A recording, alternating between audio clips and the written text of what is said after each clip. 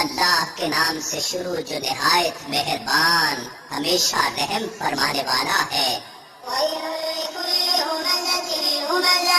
ہر اس شخص کے لیے ہلاکت ہے جو روبرو تانا زنی کرنے والا ہے اور پسے پشت عیب جوئی کرنے والا ہے۔ خرابی و تباہی ہے اس شخص کے لیے جس نے مال جمع کیا اور اسے گن گن کر رکھتا ہے۔ وہ یہ گمان کرتا ہے کہ اس کی دولت اسے ہمیشہ زندہ رکھے گی۔ ہرگز نہیں، وہ ضرور حطمہ یعنی چورا چورا کر دینے والی آگ میں پھینک دیا جائے گا۔ اور آپ کیا سمجھے ہیں کہ حطمہ چورا چورا کر دینے والی آگ کیا ہے؟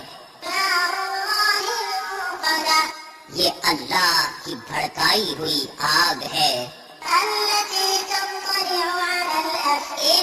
جو دلوں پر اپنی اذیت کے ساتھ چڑھ جائے گی۔